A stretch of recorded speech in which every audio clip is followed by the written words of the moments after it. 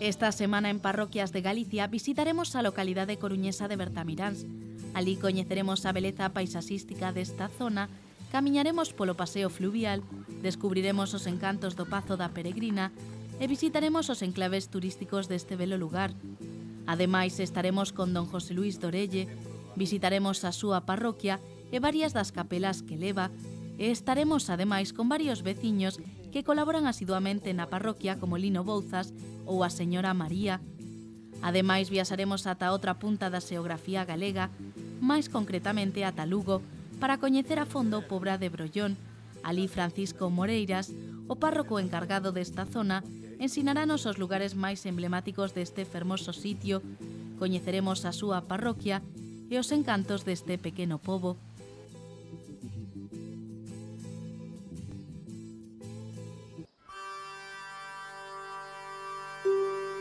A tan só 10 km de Santiago de Compostela podemos atoparnos co municipio de Ames, cunha superficie duns 81 km cadrados, está situado ao oeste de Galicia e ao sur da provincia da Coruña.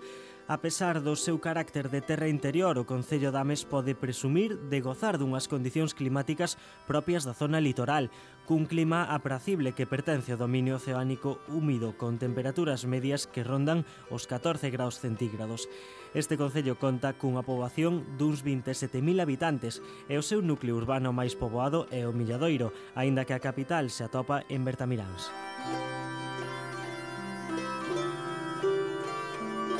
Paseando por este municipio pódese observar a gran cantidade de vales, brañas, prados e bosques que rodean a zona, converténdose desta maneira nun dos maiores espazos de valor paisaxístico. A rede fluvial estrutúrase ao norte dende o Tambre e pola metade sur discorre o Sar con afluentes como Anduriña, Espiño, Pasos ou Armeiro. Nas beiras dos ríos consérvase a vexetación autóctona como os ameneiros ou salgueiros. Nos bosques predominan os carballos, sobreiras, piñeiros e eucaliptos. O municipio conta con numerosas e amplas zonas verdes. Nelas os visitantes poden atopar a tranquilidade e o descanso necesario, ben sexa preto do río Tambre ou en pleno núcleo urbano, como é o caso do paseo fluvial de Bertamiráns.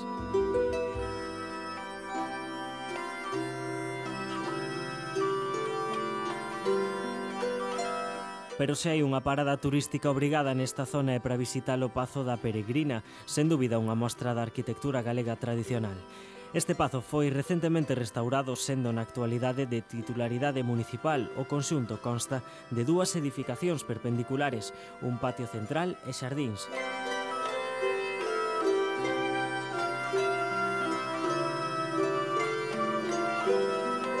Os xardíns do Pazo da Peregrina son un referente para os cidadáns que aproveitan o bo tempo para gozar desta paraxe que conta con case 12.000 metros cadrados, dos que uns 9.500 son zonas verdes. Na mesma rúa que o Pazo divísase a antiga capela da Virxe da Peregrina, a cal foi edificada pola confraría do mesmo nome inaugurada en 1997.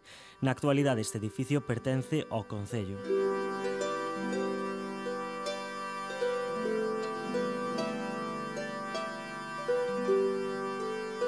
O municipio de Ames está composto por 11 parroquias, concretamente a parroquia de Ortoño, localizada no sur do concello, en a que se encontra Bertamiráns, conta cunha superficie de 9 km cadrados e 6.200 habitantes. Unha curiosidade, en Ortoño viviu durante anos a coñecida poetisa galega Rosalía de Castro.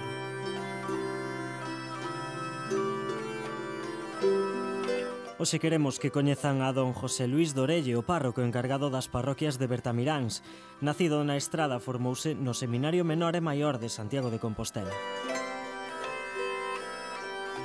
Pero para coñecer mellor a este párroco debemos facer unha primeira parada no Colexio Juniors de Santiago de Compostela. Aquí, durante o curso escolar, imparte misa diaria e confesa aos rapaces do centro, unha actividade que leva facendo ao redor dun ano e que desempeña con gran satisfacción.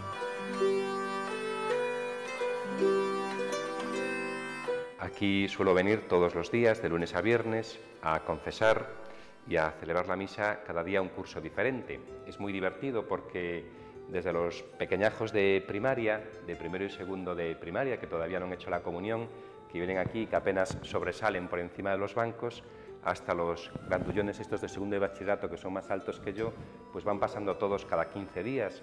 Es una experiencia muy bonita de escuchar sus pequeños e grandes problemas e sus pequeñas e grandes batallas. Traballar con nenos sempre é, a xuizo de moitos, unha tarefa fácil e, sobre todo, divertida. Don José Luís Dorelle opina o mesmo e garda con cariño moitas das anécdotas acontecidas ao longo deste curso escolar. Hombre, hay cosas muy bonitas, ¿no? Desde los niños pequeñajos que entran aquí en la capilla y desde la puerta hacen la genuflexión o le mandan besos a Jesús con la mano, hasta los mayores de segundo de bachillerato que vienen aquí con sus problemones del fin de semana, cosas del sábado por la noche, bueno, mil historias, y que vienen aquí también a veces a descargar con el Señor, ¿no? Despois de coñecer algún dos rapaces deste colexio e asistir á misa celebrada por don José Luís, poñemos rumbo ata a sede que Cáritas ten na parroquia de San Xoán de Ortoño. Aquí varios veciños colaboran e traballan 3 días a semana axudando a que non necesita. Por suposto, don José Luís está tamén detrás desta actividade. Roupa e comida é o máis demandado.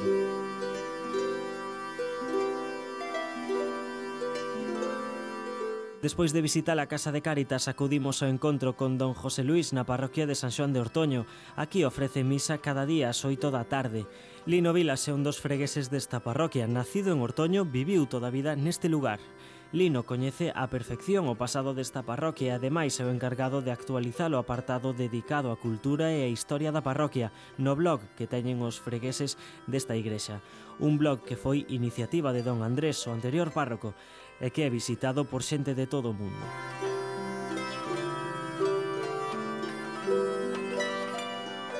A igrexa é de estilo barroco e de planta latina. A súa construción data do século XVII, aínda que durou ata a segunda metade do XIX. Ao longo dos anos, a igrexa de San Xoán de Ortoño sufriu numerosas remodelacións e reformas. A fachada dispón dun frontón triangular ca imaxe do patrón San Xoán Bautista. Como coroamento, posúe unha torre cuadrangular con 4 arcadas e lanterna octogonal reconstruída en 1859, data na que se realizaron obras na cúpula do cruceiro do templo. Pero a igrexa de San Xoán de Ortoño non é unha igrexa calquera. As súas características fan que sexa distinta aos outros templos relixiosos da zona.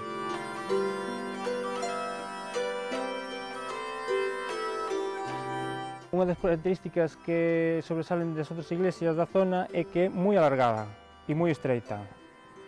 Eso é debido a que hacia 1708, despois de acabar a reconstrucción da iglesia, o visitador, por aumento da población da parroquia, un aumento significativo, manda a alargala. Entonces, non querendo derribar a iglesia nova, o que se ocurre é alargala, pero facendo moi estreita.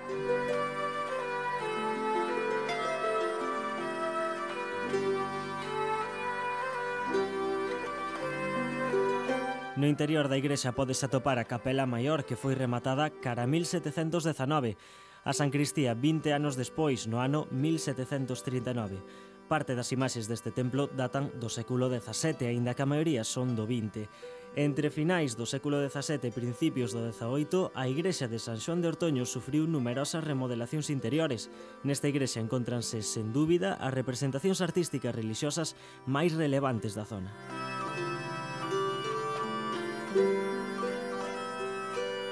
A pesar de que o patrón é San Xoán durante un tempo, a Virxe das Dolores foi tamén patroa deste templo relixioso. Unha curiosidade, en época de sequía, os veciños rogaban e rezaban a San Xoán para que chovese. Unha procesión polo río Sar que baña a parroquia poñía fin a este rezo.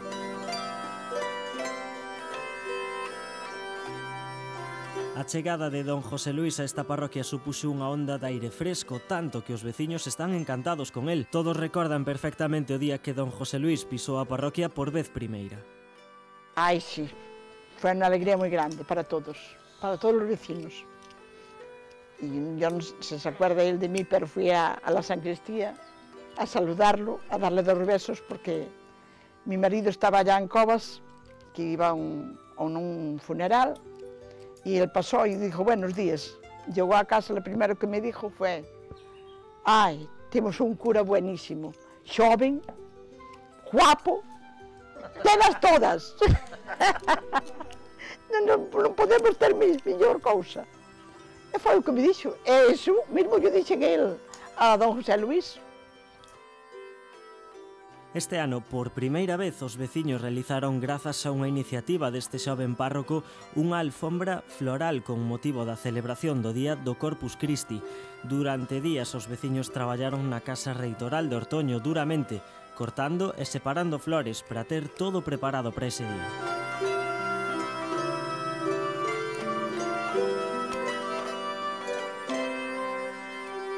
É nesa mesma casa reitoral onde este párroco ten o seu despacho. Aquí traballa cada día para levar todo en orde e a tempo.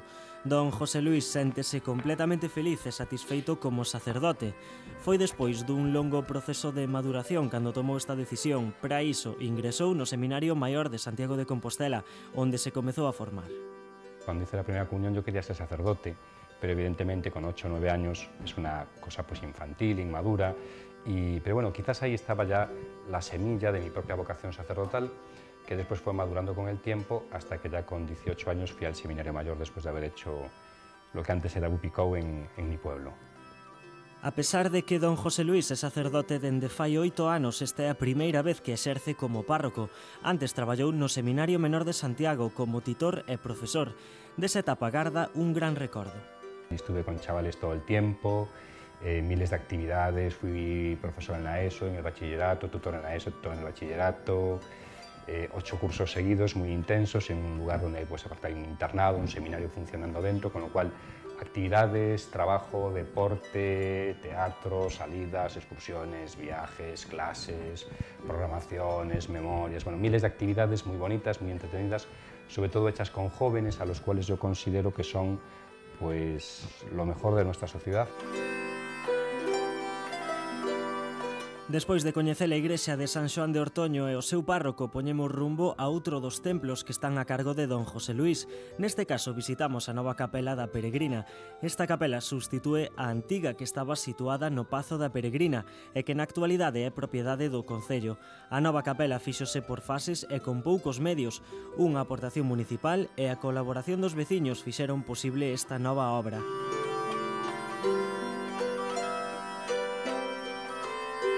O 26 de xullo de 1997 inaugurábase esta nova capela, nun acto onde estiveron todos os veciños e incluso algunha que outra personalidade institucional, como foi o caso do por aquel entón presidente da Xunta, Manuel Fraga, que protagonizou unha das anécdotas do día. Entrando por esa porta, entrando pola porta, fixo un gesto que dixo, me gusta, fixo así un gesto e dixo, me gusta, es capaz, porque como a capilla é corta en longitud, pero como ten bastante ancho, pois, si viñera do Manuel Fraga, sí. O coro é un dos elementos representativos desta capela. Varios veciños son os encargados de poñer a nota musical a este templo. Ganas e moita ilusión é o que teñen estes veciños. Nosa naisiña do seo, teu agarimo nos encha, da ledicia de vivir. Nos vimos, moi ledos, pra estar contigo. Nos vimos, moi ledos, pra te querer máis. Xa nos ves aquí, nosa naisiña do ceo, teu agarimo nos encha, da delicia de vivir. A nosa última parada é na ermida da Mercé de Lapido. Aquí, tras varios meses de rehabilitación, os veciños teñen por fin unha igrexa en condicións. Era, sen dúbida, un cambio necesario e solicitado por todos os fregreses. Foron moitos os veciños que xenerosamente colaboraron para poder rehabilitar a ermida da Mercé, un acto que, sen dúbida, encheu de satisfacción a don José Luís.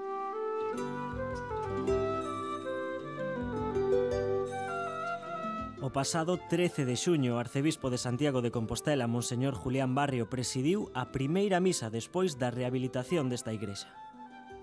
E aproveito xa tamén este lugar, un poquinho, non por ser máis pequeno que outros desta parroquia, porque Bertaminanse é máis grande, Ortoño tamén, sen embargo, pois aproveito este lugar para despedirme de todos os telespectadores de Parroquias de Galiza de Popular TV. Moitas gracias pola vosa visita a esta miña parroquia e aquí tendes a vosa casa para todo o que vos precisedes en adiante.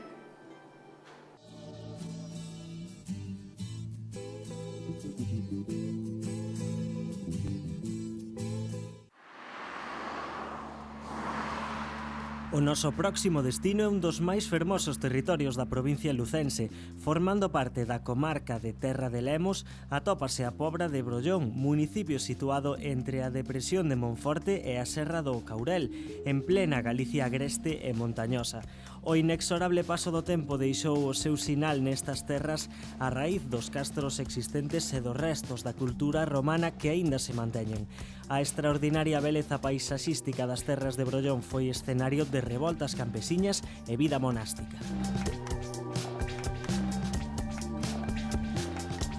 Situada a tan só 65 km de Lugo, a Pobra de Brollón está caracterizada pola súa topografía montañosa. Esta paraxe natural limita ao norte co Incio, ao sur con Quiroga e Ribas de Sil, ao oeste con Samos e Folgoso do Caurel e ao oeste con Monforte de Lemos e Bóveda. O municipio de Pobra de Brollón ten unha superficie de 175 km cadrados, repartidos entre o Val de Lemos e a Serra do Caurel. Este concello conta cunha poboación duns 2.200 habitantes distribuídos en 22 parroquias. Unha das maiores riquezas desta zona son os seus espazos naturais. O Val do Cabe e do Lor constitúen privilexiadas paraxes que convidan a ser percorridas. Os ríos principais son o Cabe, o Sá e o Rubín, que forman pequenos e profundos vales.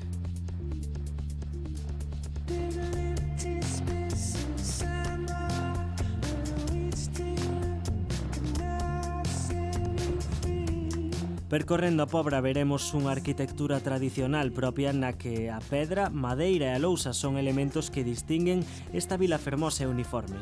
Destaca neste contexto unha característica específica das aldeas onde os tellados das casas están unidos e superpostos para poder circular os días de nevadas intensas e tamén para protexerse dos lobos.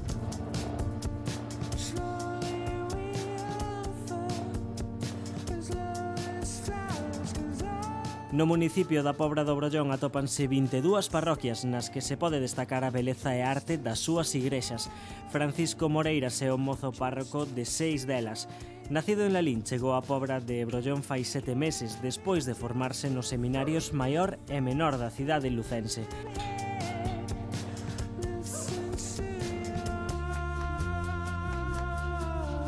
A primeira vez que pisou Pobra de Brollón, cando xa sabía que sería o próximo párroco, foi para coñecer o lugar e os veciños dunha maneira informal e dende o anonimato. As presentacións oficiais como sacerdote da zona chegaron nunha misa días máis tarde. Pues sí, lo recuerdo perfectamente. Fue hace 7 meses, llevo muy poquito en estas parroquias, y el primer día que vine, he de decir que fue extraoficialmente. Yo vine por aquí, cuando ya sabía que iba a ser el cura de aquí, vine con un compañero mío para ver cómo era el sitio. Realmente ni los vecinos me conocían ni nada, pero bueno, esa curiosidad de saber en dónde vas a trabajar, entonces vinimos aquí 2 compañeros míos a ver un poco cómo era esta zona. Oficialmente también lo recuerdo que vine con el vicario de pastoral, fue el día de mi presentación, aquí en la misa a las 12, estaba mi antecesor, estaba el señor vicario de pastoral y también estaba yo, y fue el día de mi toma de posesión. Estaba pues aquí también los vecinos, me acogieron a mí y se despidió también mi antecesor en el cargo.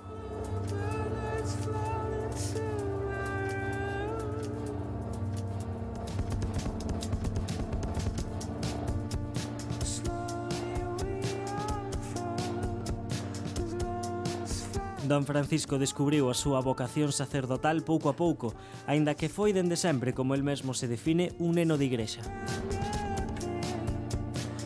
Lo mío fue pues un proceso, ¿no? Yo soy de una familia cristiana, practicante, recuerdo de pequeñito ir con mis padres a misa, siempre, recuerdo cómo le ayudaba a mi párroco, cómo era el monaguillo, y yo pues era un niño de iglesia, ¿no? Un niño de estar siempre metido pues, en las cosas de la iglesia, con el grupo de jóvenes, con el sacerdote, y es algo que vas, con el tiempo, vas creciendo y te vas dando cuenta de que eso es lo que te gustaría a ti. Estudou no Seminario Menor e máis tarde no Maior, en ambos casos na cidade lucense. A súa foi unha vocación que naceu e madurou no seo dunha familia cristiá. Ao fin e ao cabo non hai que esquecer que a familia é tamén unha escola de fe vivida. Xo dicía San José María Escrivá de Balaguer, o 90% da vocación dos fillos reside nos pais. Mis padres decidieron en octavo de EGB, el antiguo EGB, que no fuera al instituto, sino que fuera al seminario. Ellos querían que yo tuviese una educación en el seminario. Nunca me dijeron que fuera cura, eso me lo dejan a mi libre elección y a la elección de Dios, por supuesto. Y poco a poco en el seminario pues fui haciendo los cursos y decidí ir al seminario mayor, y allí fue pues todo un proceso, ¿no?, de años, de encuentros con mis compañeros, con los sacerdotes, con los formadores, hasta que un día dices, bueno, pues yo creo que este es mi camino y si Dios lo quiere, pues seré sacerdote. Y hasta aquí, hasta aquí.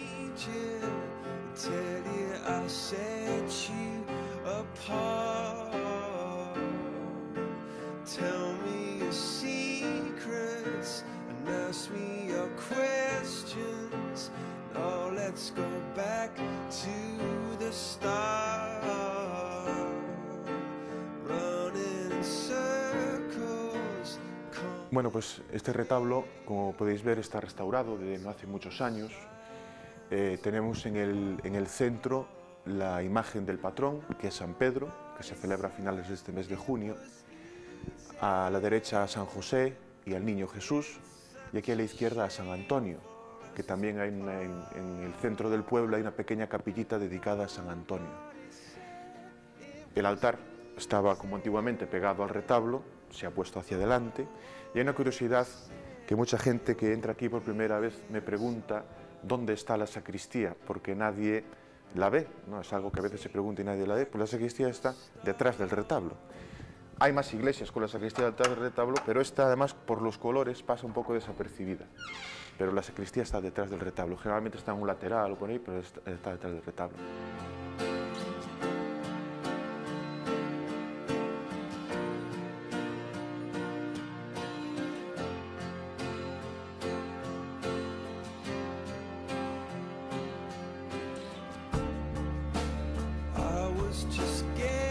Bueno, pues esta parroquia que visteis es la más grande que hay, es la capital del ayuntamiento, a Pobra do Brollón, y tengo otras 5 o 6 parroquias más, las cuales pues ahora vamos a ver alguna más. También tengo un santuario, se celebra la misa, la fiesta una vez al año solamente, el 27 de agosto, y si me acompañáis vamos a ver alguna más. Nesta ocasión chegamos ata Santa María de Sá, unha parroquia con 150 habitantes. Alí, situada entre árbores e unha densa vexetación, encóntrase unha pequena igrexa construída a finais do século XVI. Na entrada desta capela pódese apreciar un gran porche que adorna a fachada e que foi construído fai uns anos para resgardar aos veciños os días de choiva. No interior posúe un retablo de liñas renacentistas e esculturas dos séculos XVII e XVIII. O coidado e a restauración das figuras corre a cargo dos veciños.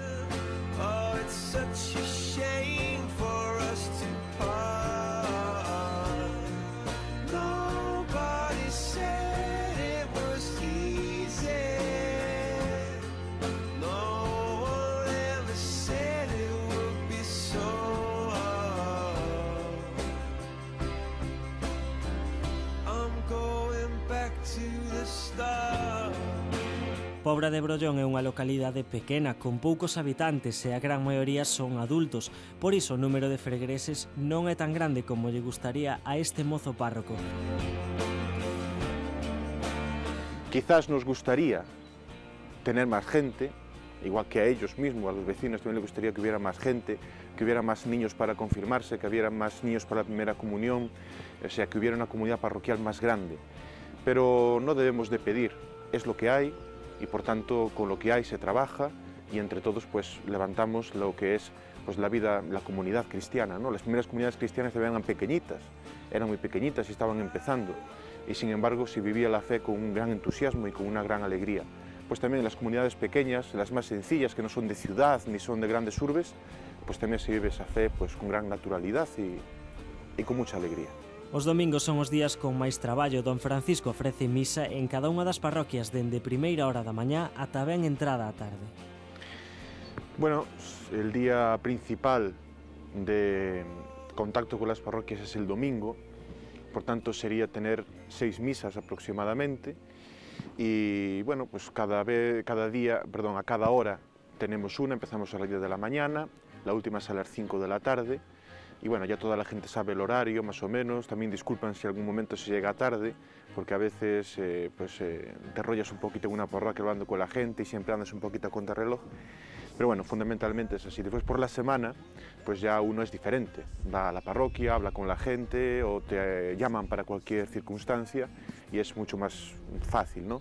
Pero bueno, el domingo es cuando más complicado es, pero se lleva bien, es muy fácil. De volta á estrada principal decidimos visitar antes de irnos á capela de San Victorio. Despois de conducir 2 kilómetros por unha pista de terra, chegamos a esta ermida onde se celebra misa unha ou dúas veces ao ano. Situada nunha paraxe máxica, rodeada de natureza e pegada á ribeira do río, esta capela acolle cada mes de agosto a festa regional. Os veciños aproveitan a ocasión para reunirse, celebrar unha Eucaristía e compartir bons momentos. Que bueno, pues que todos los años se congrega aquí mucha gente, con sus familias, con sus amigos, escuchamos la Santa Misa y después pues se departe y se come con los familiares y con las personas más allegadas aquí en este lugar.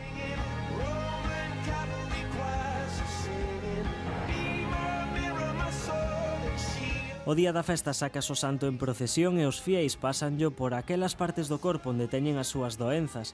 Contan que todos aqueles que teñen dor de osos achéganse ata aquí para orar a San Victorio e conseguir que as dores e molestias remitan. El santo es abogado contra los males de los huesos. Por eso acude aquí mucha gente todos los años. La fiesta es el 27 de agosto. También tenemos misa y fiesta el día anterior, pero el día grande, por así decirlo, es el 27 de agosto. Y es una romería y es una fiesta que tiene muchísimos siglos de antigüedad.